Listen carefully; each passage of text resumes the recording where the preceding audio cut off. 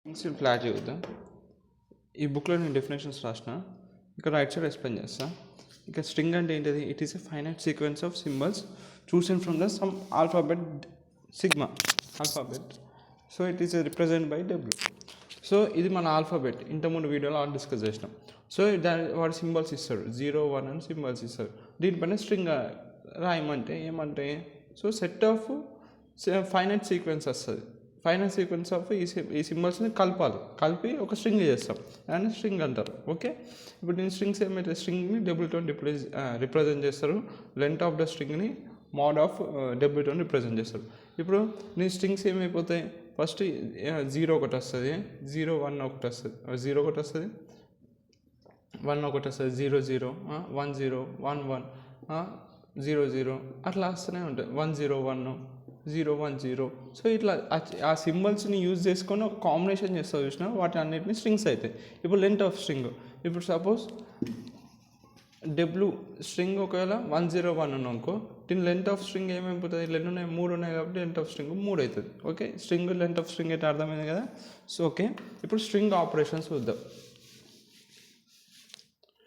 String operations 11 ఉన్నాయి, 1 by 1 చూద్దాం. Already ఇంతకుముందు వీడియోలు డిస్కస్ చేసినాం, సో మీకు ఈజీ అని అర్థమవుతాయి. ఫస్ట్ వచ్చేసి లెంత్, ఇంతకుముందే చెప్పిన లెంత్ ఆఫ్ ఎ స్ట్రింగ్. ఇప్పుడు సపోజ్ స్ట్రింగ్ అనేది స్ట్రింగ్ని డబ్ల్యూతో రిప్రజెంట్ చేస్తా అని చెప్పిన, అందుకే ఇక్కడ ప్రతిసారి డబ్ల్యూ రాస్తున్నా.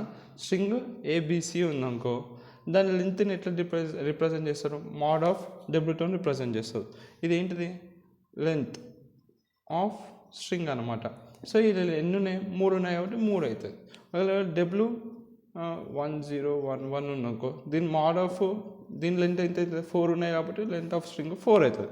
సో ఇది లెంత్ ఆఫ్ స్ట్రింగ్ అంటే ఆ స్ట్రింగ్ లోపల ఎన్ని ఉన్నాయి, ఆల్ఫాబెట్ ఎన్ని సింబల్స్ ఉన్నాయో అది length of string. Okay, string అర్థం, లెంత్ అయిపోయింది. నెక్స్ట్ ఏంటిది, ఎంప్టీ స్ట్రింగ్. ఎంప్టీ స్ట్రింగ్ని దీన్ని ఎప్సిలాన్ అంటారు. ఓకే, ఎప్సిలాన్ అంటాడు. ఓకేనా,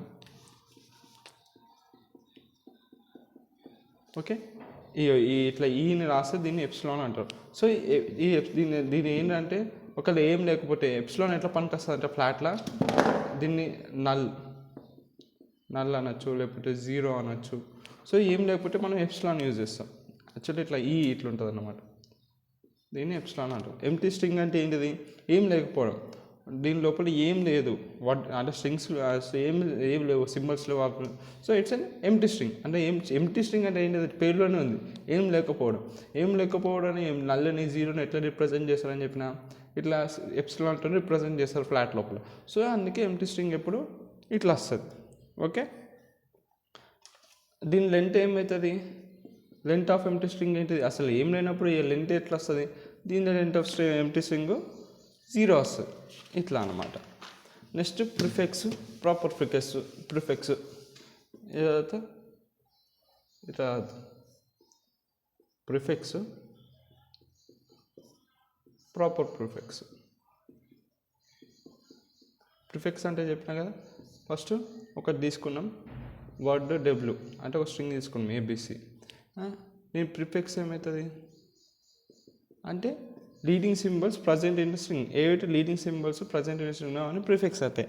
సో ఫస్ట్ ఎట్లా అంటే ఇది తీసుకున్నాం, ఎప్సిలాన్ ఇంటూ ఏబిసి తీసుకున్నాం. ఎట్లయినా ఎప్సిలాన్ ఇంటూ ఏ మళ్ళీ ఇదే కదా, ఇక్కడ 0 ఏదైనా ఇంటూ 0 అయితే మళ్ళీ అదే వస్తుంది. ఓకే, సో దీని పరంగా మనం ప్రిఫిక్స్ గీద్దాం.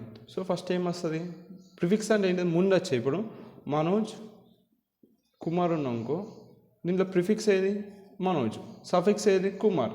అట్లా ఇప్పుడు ఇది మన ప్రిఫిక్స్, ఇది మన స్ట్రింగ్. దీంట్లో ప్రిఫిక్స్ ఏమవుతుంది, ఫస్ట్ లీడింగ్ ఈ వస్తుంది, అది ఎప్సిలాన్ వస్తుంది, తర్వాత ఏ వస్తుంది, తర్వాత ఏబి వస్తుంది, తర్వాత ఏబిసి అంటే ఏబిసి కూడా వస్తుంది. అంతే తప్ప నేను ఇట్లా బీసీ రాస్తా అంటే రాదు, ఇట్స్ ఇస్ నాట్ కరెక్ట్. ఇప్పుడు ప్రాపర్ ప్రిఫిక్స్ ఏమవుతుంది, దీంట్లో ఈ ఎప్సిలాన్ చూసినా అది ఇంక్లూడ్ కాదు, అప్పుడే ప్రాపర్ ప్రిఫిక్స్ అవుతుంది. సో దీని ప్రాపర్ ప్రిఫిక్స్ ఏంటి, ఏబి ఏబిసి మన ప్రాపర్ ప్రిఫిక్స్. ఓకే, అట్లనే ఇప్పుడు ప్రాపర్ సఫిక్స్ చూద్దాం. సఫిక్స్ ప్రాపర్ సఫిక్స్ సేమ్ అదే తీసుకున్నాం. వర్డ్ స్ట్రింగ్ ఏబిసి, దాన్ని ఇట్లా రాస్తున్నాం ఎప్సిలాన్ ఇంటూ ఏబిసి. సో దీని సఫిక్స్ ఏమవుతుంది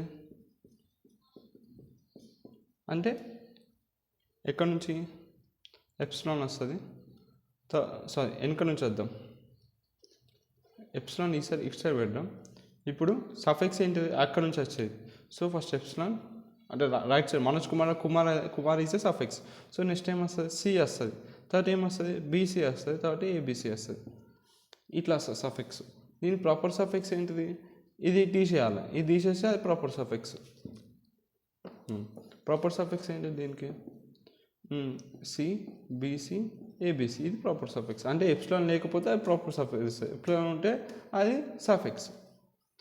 సో ఇప్పుడు ఒకవేళ ఇప్పుడు చూస్తే ఇప్పుడు స్ట్రింగ్ ఎంత లెంత్ 3 ఉంది, మనకి ఎన్ని వచ్చినాయి, 1 2 3 4 వచ్చినాయి. స్ట్రింగ్ లెంత్ 3 ఉంటే మీరు అబ్జర్వ్ చేస్తే స్ట్రింగ్ లెంత్ 3 ఉన్నాకో మనకి ఎన్ని వచ్చినాయి, 4 వచ్చినాయి. ఒక స్ట్రింగ్ లెంత్ 4 ఉన్నాకో మనకి ఎన్ని వస్తాయి అంటే 5 వస్తాయి. సో దీన్ని బట్టి మనం ఏం చేయొచ్చు, ఒకవేళ స్ట్రింగ్ ఒకవేళ దానికి n సింబల్స్ ఉన్నాయి, అప్పుడు నంబర్ ఆఫ్ ప్రిఫిక్స్ కానీ అండ్ సఫిక్స్ ఎన్ని వస్తాయి అంటే n+1. ఎందుకంటే ఇక్కడ మన ఎన్ని సింబల్స్ ఉన్నాయి, 3 సింబల్స్ ఉన్నాయి. సో ఎన్ని వచ్చినాయి, 4 వచ్చినాయి. అట్లనే ఒకవేళ 4 సింబల్స్ ఉన్నాయి మనకి 5 ప్రిఫిక్సెస్ వస్తాయి. అట్లా అనమాట, సఫిక్సెస్ కూడా 5 వస్తాయి. బేస్డ్ ఆన్ సింబల్ మనకి సఫిక్సెస్ వస్తాయి. ఇక్కడ 3 ఉన్నాయి కాబట్టి +1 4 వచ్చినాయి. వాళ్ళు 5 సింబల్స్ ఉన్నాయనుకో +1 6 సఫిక్స్ వస్తాయి.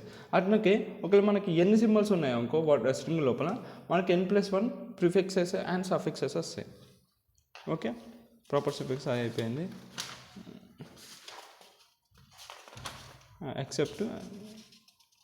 ఎక్సెప్ట్ ఇది ఇంకా ఇది ప్రాపర్ సఫిక్స్ అంటే ఇది తీసేయాలి, ఎప్సిలాన్ తీసేయాలా, ఏబిసి తీసేయాలి, అప్పుడు మనకు వచ్చేది ప్రాపర్ సఫిక్స్.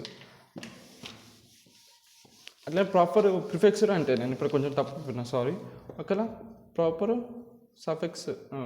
సఫిక్స్ కట్ అయిపోయి ప్రిఫిక్స్. ఇప్పుడు మన ప్రిఫిక్స్ ఏమైంది, ఇప్పుడు సపోజ్ ప్రిఫిక్స్ ఎప్సిలాన్ ఏ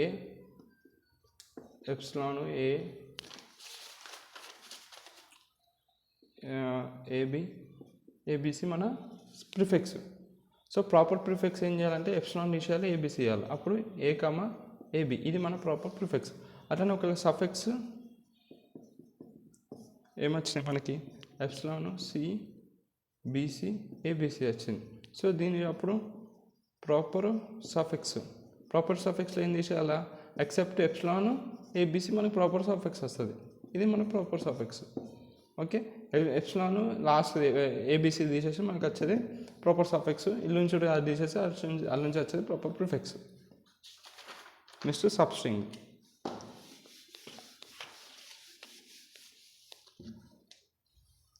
తర్వాత సబ్స్ట్రింగ్ ఏంటి, సబ్స్ట్రింగ్ అనేది ఒక కంటిన్యూస్ సీక్వెన్స్ ఆఫ్ క్యారెక్టర్స్ని సబ్స్ట్రింగ్ అంటారు.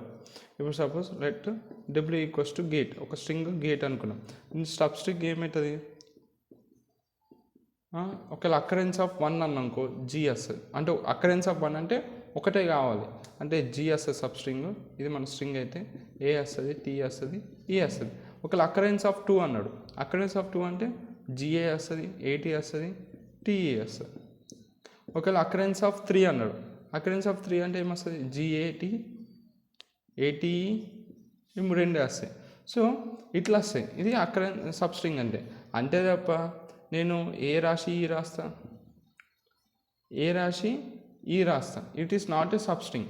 ఎందుకంటే ఏ ఇక్కడ ఉంది, ఈ ఇక్కడ ఉంది, అంతే తప్ప GT రాస్తా లేకపోతే జీటీఈ రాస్తా అంటే నడవదు, ఎందుకంటే సబ్స్ట్రింగ్ అంటే సీక్వెన్స్ ఉండాలి. జీ తర్వాత ఏ రావాలి, ఏ తర్వాత టీ రావాలి. సో సీక్వెన్స్లో ఉండాలి. యాక్చువల్లీ ఇప్పుడు మనం తీసే సబ్స్ట్రింగ్స్ అన్ని సీక్వెన్స్ ఉన్నాయి. జీఏటీ తర్వాత ఏటీ, సో ఒక సీక్వెన్స్లో ఉండాలి సబ్స్ట్రింగ్. సో నేను జీ తీసి మళ్ళీ ఈ తీస్తా అంటే ఇట్స్ నాట్ ఏ సబ్స్ట్రింగ్, సీక్వెన్స్లో ఉండాలి. తీసే స్ట్రింగ్స్ అన్ని సీక్వెన్స్లో తీస్తే దాన్ని సబ్స్ట్రింగ్ అవుతుంది based on the occurrence. Okay, తర్వాత ఏంటిది కన్కాటినేషన్. కన్కాటినేషన్ అంటే పేరులో కలపడం. కన్కాటినేషన్ అంటే కలిసేది, కలిపి రాస్తారు కన్కాటినేషన్. ఓకే, ఇప్పుడు సపోజ్ W1 అనేది ఒక స్ట్రింగ్ అనుకున్నాం, W1 అండ్ W2 రెండు స్ట్రింగ్స్ అనుకున్నాం. ఇప్పుడు కన్కాటినేషన్ ఎట్లా రిప్రజెంట్ చేస్తారంటే కన్కాటినేషన్ని ఎట్లా రిప్రజెంట్ చేస్తారంటే W1 డాట్ W2 లకు రిప్రజెంట్ చేస్తారు. ఇట్లా రాస్తారు కన్కాటినేషన్. సో ఇప్పుడు అనుకున్నాం W1 అనేది ABC అనుకున్నాం, W2 ఈక్వల్స్ టు DEF అనుకున్నాం. So W1 concatenation of W2 ఏమవుతుంది, ABC DEF ఇట్లా స్ట్రింగ్ వస్తుంది. రెండు ఆ స్ట్రింగ్ ఈ స్ట్రింగ్ కలిపితే ఒకటి కొత్త స్ట్రింగ్ అది, ఇది కన్కాటినేషన్. సో ఇప్పుడు ఏంటిది మోడ్ ఆఫ్ W1 W2 అంటే లెంత్ ఆఫ్ W1 W2 ఏమవుతుంది equals to length of W1 plus length of W2 చేస్తే మనకు వస్తుంది. లెంత్ ఆఫ్ W1 ఎంత 3, లెంత్ ఆఫ్ W2 ఎంత, ఎందుకంటే ఇక్కడ 3 ఉన్నాయి ఇక్కడ 3 ఉన్నాయి. So length of concatenation equals to 6 ఇట్లా వచ్చింది అంతే. కన్కాటినేషన్ ఏ పవర్ ఆఫ్ ఆల్ఫాబెట్ వస్తుంది.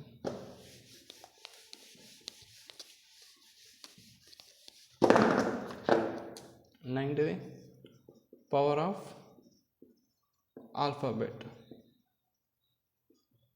పవర్ ఆఫ్ ఆల్ఫాబెట్ అంటే చూడు, ఇఫ్ అదే sigma is an alphabet, power of an alphabet sigma is denoted by ఈ పవర్ ఆఫ్ ఆల్ఫాబెట్ని ఇట్లా రిప్రజెంట్ చేస్తారు. ఇక్కడ రాస్తాం ఆల్ఫాబెట్ కే, పవర్ ఆఫ్ ఆల్ఫాబెట్ని ఇట్లా represent which contains set of strings of length k is greater than equals to 1. So ఈ k అనేది ఎప్పుడు greater than or equals to 1 ఉంటుంది. ఇక్కడ రాస్తాం k is greater than equals to 1 ఉంటుంది, అంటే లెంత్ ఆఫ్ స్ట్రింగ్ అనమాట. ఇప్పుడు సపోజ్ నాకు ఒక ఆల్ఫాబెట్ లోపల A,B ఉంది, ఇది నా ఆల్ఫాబెట్.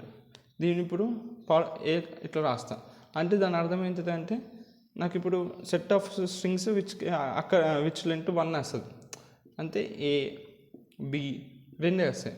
అంటే ఇప్పుడు నేను తీసే స్ట్రింగ్స్ లెంత్ 1 ఉండాలి. ఇప్పుడు ఇట్లా రాసినాం అనుకో, అంటే లెంత్ ఎంత ఉండాలి 2 ఉండాలి. A రావచ్చు, AB రావచ్చు, BA రావచ్చు, AA రావచ్చు, BB రావచ్చు. సో నాకు ఎంత ఉండాలి లెంత్ అనేది చూడండి.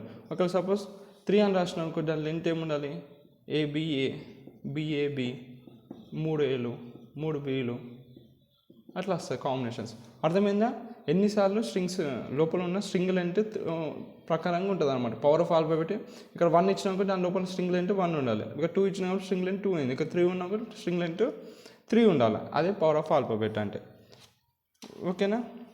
సో దీన్ని బట్టి మనం ఏం చేయొచ్చు, ఒక స్ట్రింగ్ లెంత్ k ఉన్నాకో అప్పుడు n పవర్ k. n అనేది ఏంటిది నంబర్ ఆఫ్ n ఏంటిది number of symbols present in alphabet. ఇప్పుడు 3 ఉన్నాయి కాబట్టి ఇక్కడ ఎంత వచ్చినాయి 3 వచ్చినాయి. సో ఇక్కడ n అంటే ఏంటిది n is number of symbols, ఎన్ని సింబల్స్ వస్తున్నాయి, number of symbols present in